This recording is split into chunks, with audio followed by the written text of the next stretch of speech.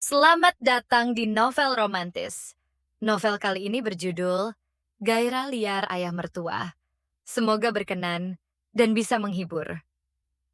Untuk penyemangat bagi author, silahkan like dan subscribe ya. Berikan juga komentar yang membangun. Selamat menikmati. Pembuka, perkenalkan namaku Tuti, usiaku 25 tahun. Aku anak pertama dari dua bersaudara. Aku sudah menikah 1 tahun dan belum mempunyai anak. Suamiku, Mas Sugeng usia 26 tahun, dia anak tunggal dan bekerja di salah satu pabrik terkemuka di kota kami. Sedangkan ayahnya, Bapak Hendrawan usia 46 tahun, beliau adalah seorang pensiunan. Karena kesibukan suamiku yang bekerja di pabrik, membuatku jarang diperhatikan olehnya, apalagi dia sering keluar malam untuk nongkrong bersama teman-temannya. Karena aku merasa kesepian dan jarang diperhatikan oleh suamiku, akhirnya aku menemukan perhatian dari ayah mertuaku sendiri. Seiring berjalannya waktu, aku merasa nyaman dengan ayah mertuaku. Dan kenyamanan yang aku rasakan, kemudian berubah menjadi perasaan cinta yang bergairah karena terong itu begitu gemuk dan panjang. Yah, aku memanggil ayah dengan suara lirih. Aku mencoba mengelak ketika sesuatu menerobos lahan yang sudah basah. Tapi elakkan tanganku tidak sanggup menahan kekuatan itu. Please, kali ini aku tidak bisa berbuat apa-apa. Aku tak bisa mengelak. Aku membiarkan apapun yang ingin dia lakukan padaku sekarang. Bagaimana kisah perselingkuhanku dengan ayah mertuaku? Ikuti saja kisah menarik ini. Bab 1. Kenalkan namaku Tuti, 25. Aku anak pertama dari dua bersaudara. Adikku namanya Nisa, 16. Masih kuliah dan tinggal bersama orang tuaku. Ayahku, Bapak Yanto, 46, bekerja di bengkel dan juga bekerja sampingan jual beli sepeda motor bekas. Sedangkan ibuku, Ibu Tatik, 45, hanya mengurus rumah tangga. Aku sudah menikah 1 tahun dan belum mempunyai anak. Suamiku, Mas Sugeng, 20. Dia anak tunggal. Sedangkan ayahnya, Bapak Hendra, Papa Nach. Beliau pensiunan PNS, kebetulan beliau pensiun dini untuk membuka usaha di rumahnya. Ibu dari Mas Sugeng, Ibu Ani, 42, kesibukannya menjaga toko di rumah. Aku dan Mas Sugeng berkenalan saat dia KKN di desaku. Desaku jauh dari perkotaan, kebetulan Mas Sugeng kos di dekat rumahku. Aku dan Mas berbeda kota, sekitar 2 jam perjalanan jarak antara kota kami. Aku sedikit minder saat berkenalan dengan Mas Sugeng, karena Mas Sugeng kuliah S1 jurusan teknik industri di salah satu universitas negeri. Sedangkan aku hanya sekolah SMK pertanian. Tetapi Mas Sugeng begitu inginnya berkenalan denganku. Dia selalu datang ke rumah, kami saling bertukar nomor telepon dan akhirnya kami berpacaran. Kami saling cocok dan setelah Mas Sugeng lulus kuliah, kami memutuskan untuk menikah. Mas Sugeng sendiri diterima bekerja di salah satu pabrik tidak jauh dari rumah Mas Sugeng. Setelah menikah, aku tinggal di rumah Mas Sugeng, tepatnya di rumah mertuaku. Rumah tanggaku berjalan begitu bahagia. Mas Sugeng sangat sayang padaku dan aku sendiri sangat sayang kepada Mas Sugeng. Sudah hampir 1 tahun aku tinggal di rumah mertuaku. Sejauh ini aku masih merasa nyaman. Ibu Ani, ibu mertuaku, sangat baik kepadaku. Aku diperlakukannya seperti anak sendiri, begitu juga dengan Pak Hendra, ayah mertuaku. Sampai suatu ketika tingkah Pak Hendra begitu aneh, tingkahnya jauh berbeda saat aku baru pertama kali tinggal di rumahnya. Akhir-akhir ini beliau selalu mendekatiku saat suamiku bekerja, dan ibu mertuaku sibuk menjaga tokonya. Ayah mertuaku sengaja menabrakkan tubuhnya saat kami berpapasan di dapur atau di ruang tamu, entah sengaja atau tidak. Pak Hendrawan memiliki postur tubuh standar dengan tinggi saat pemiman cemetin, berambut cepak yang sudah dihiasi uban, berkulit sawo matang, berwajah tegas yang selalu dihiasi oleh senyuman, membuatnya selalu terlihat lebih muda. Saat aku mandi, beliau juga curi-curi pandang terhadapku. Karena saat mandi, aku hanya membalut tubuhku dengan handuk.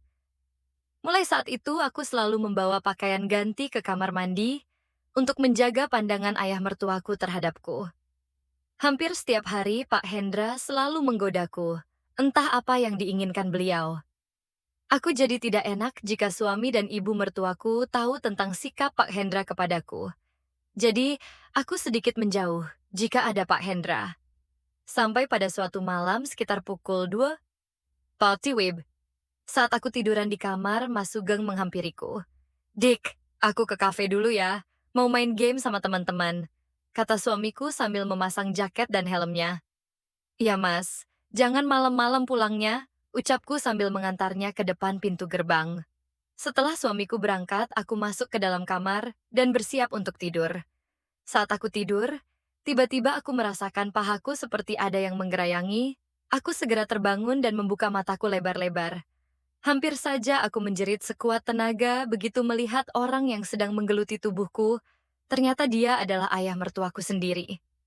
Melihat aku terbangun, Pak Hendra berkata, "Maafkan ayah nak," ucap beliau sambil beranjak dan pergi keluar dari kamarku. Setelah ayah mertuaku pergi, aku tertegun dan melamun. Apa yang dilakukan ayah mertuaku saat aku tidur? Kenapa ayah mertuaku sikapnya berbeda? Gumamku dalam hati. Keesokan harinya, ayah mertuaku menghampiriku saat aku memasak di dapur. Nak Tuti, maafkan kejadian semalam. Ayah minta maaf. Jangan ceritakan kepada siapa-siapa ya. Ayah janji tidak akan mengulanginya lagi, kata ayah mertuaku. Iya, ya, jawabku sambil terus memasak. Aku sebenarnya ingin menceritakan kejadian semalam kepada suamiku, tapi aku urungkan. Aku tidak mau terjadi apa-apa dengan suami dan ayah mertuaku. Aku takut hubungan mereka jadi renggang karena kejadian itu.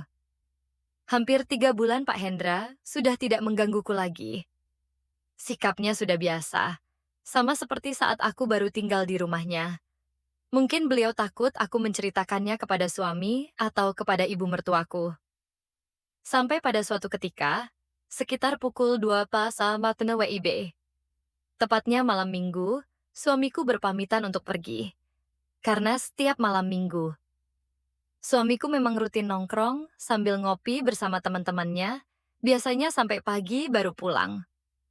Saat aku sedang duduk di kursi ruang tamu, suamiku menghampiriku. Aku mau ngopi dulu ya, Dik. Ujar suamiku berpamitan kepadaku sambil memakai jaketnya. Iya, Mas. Jawabku melihat ke arah Mas Sugeng yang berdiri di hadapanku. Setelah suamiku berangkat, aku masuk ke kamar untuk bersiap untuk tidur. Kebetulan aku tidak menutup pintu kamarku. Aku pikir ayah mertuaku sudah tidak akan masuk ke kamarku lagi. Tapi dugaanku salah. Saat aku terlelap tidur, ayah mertuaku diam-diam masuk ke dalam kamarku. Aku kaget saat beliau menggerayangi tubuhku. Melihat aku terbangun, ayah mertuaku hanya tersenyum. Terus saja beliau melanjutkan sementara dasterku sudah terangkat. Ayah, jangan ya! Seruku dengan suara tertahan karena takut terdengar oleh ibu mertuaku. Maafkan ayah, nak, ucap beliau dengan tatapan tajam ke arahku. Ayah tidak boleh begitu, cepat keluar, Tuti mohon. Pintaku sedikit mengibah, karena aku melihat tatapan mata ayah mertuaku demikian liar, sambil tangannya tak berhenti menggerayangi ke sekujur tubuhku. Aku mencoba menggeliat bangun dan buru-buru menurunkan daster untuk menutupi pahaku. Aku menjauh dan mepet ke ujung ranjang. Akan tetapi, ayah mertuaku makin mendesak maju menghampiriku dan duduk persis di sampingku. Tubuhnya mepet kepadaku, aku semakin ketakutan. Kamu tidak kasihan melihat ayah seperti ini? Ayolah nak, ibumu sudah tidak mau ayah ajak, desaknya. Tuti menantu ayah, istri Mas Sugeng ya. Ucapku mencoba menyadarkan ayah mertuaku. Aku mencoba menghindar, tapi sudah tidak ada lagi ruang gerak bagiku di sudut tempat ranjang. Ketika aku tatap wajah ayah mertuaku, aku melihat wajahnya yang nampaknya makin merah karena telah dipenuhi hasrat nikmat. Aku tidak tahu lagi bagaimana caranya untuk menurunkan hasrat ayah mertuaku, yang kelihatan sudah sangat menggebu. Melihat caranya, aku sadar ayah mertuaku akan berbuat apapun agar maksudnya kesampaian. Ayah sayang padamu, ayah cinta padamu, nak. Lanjutnya, tak henti-henti, membisikkan untayan kata-kata indah yang terdengar begitu romantis. Dadaku berdegup sangat kencang dalam situasi seperti ini. Apalagi ayah semakin mendekatkan wajahnya ke wajahku yang gugup. Perlahan ayah memiringkan kepalanya, mendekatkan bibir kami, dan hingga akhirnya bibirnya menyentuh bibirku. Perasaanku tidak menentu. Kenapa ini datangnya dari lelaki yang bukan semestinya aku sayangi? Sekarang posisi kami menempel tanpa jarak, tanpa sadar tanganku memeluk ayah mertuaku. Mengapa kenikmatan ini aku alami bersama ayah mertuaku sendiri, bukan dari anaknya yang menjadi suamiku? Ciumannya begitu lembut dan membuai, ayah mengerti sekali cara memperlakukan seorang wanita. Aku hanya bisa memejamkan mata, menikmati setiap gerakannya. Entah kenapa aku menuruti ambisinya, aku membuka semuanya. Yah, aku memanggil ayah dengan suara lirih. Aku mencoba mengelak ketika sesuatu menerobos lahan yang sudah basah. Tapi elakkan tanganku tidak sanggup menahan kekuatan itu. Please, kali ini aku tidak bisa berbuat apa-apa. Aku tak bisa mengelak. Aku membiarkan apapun yang ingin dia lakukan padaku sekarang. Kemudian ayah menggeram seiring pelepasan yang didapatnya dan berguling di sampingku. Aku mendengar deru nafasnya yang putus-putus, dan sebuah kecupan mendarat di keningku. Maafkan ayah, ucapnya dengan suara serak. Aku hanya diam dan tidak merespon. Tanpa terasa air mataku menetes jatuh ke pipiku. Ayah mertuaku terkejut melihatnya.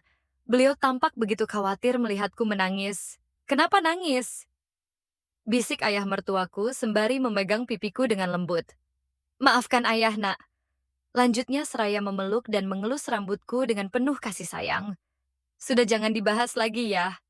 Tuti mohon keluar dari kamar Tuti, ucapku dengan terisak. Iya sayang, kata ayah mertuaku seraya mencium kening dan pipiku. Lalu ayah pergi meninggalkan kamarku. Aku sudah terlalu lelah untuk memperhatikan ayah mertuaku, dan akhirnya aku tertidur melupakan semua konsekuensi dari peristiwa di malam ini di kemudian hari. Bersambung.